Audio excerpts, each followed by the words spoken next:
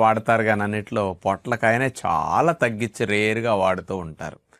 ఎందుకు అంటే అదేదో పచ్చపు కూరలాగా దాని యొక్క వాసన నచ్చదు, అంతా నీరు ఉంటుంది, ఏ స్పెషల్ చేసుకోవటానికి దానివల్ల అవకాశం ఉండదు.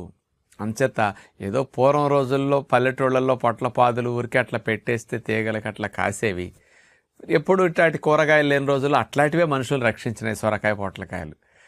అందుకని ఈ రోజుల్లో కూడా పొట్లకాయ సొరకాయని కాస్త ఆపరేషన్లు అయిన తర్వాత, పొట్ట బాగోని వారికి కాస్త ఇన్ఫెక్షన్స్ వచ్చినప్పుడు, జ్వరాలు తగ్గిన తర్వాత కోలుకోవటానికి పొట్లకాయ ఎక్కువగా ఆరోగ్యానికి మంచిదని, తేలిగ్గా డైజెషన్ అవుతుందని, ఎంతో జీర్ణకోశానికి హాయినిస్తుందని చాలామంది అట్లా వాడుతూ ఉంటారు. కానీ 70-80% జనాలు పొట్లకాయని పెద్ద ఇష్టపడరు. కానీ ఇప్పుడు చెప్పే లాభం కనుక ఒకటి వింటే మరి మీరందరూ పొట్లకాయనికి తప్పనిసరిగా తినేస్తారు. మరి ఏమిటంటే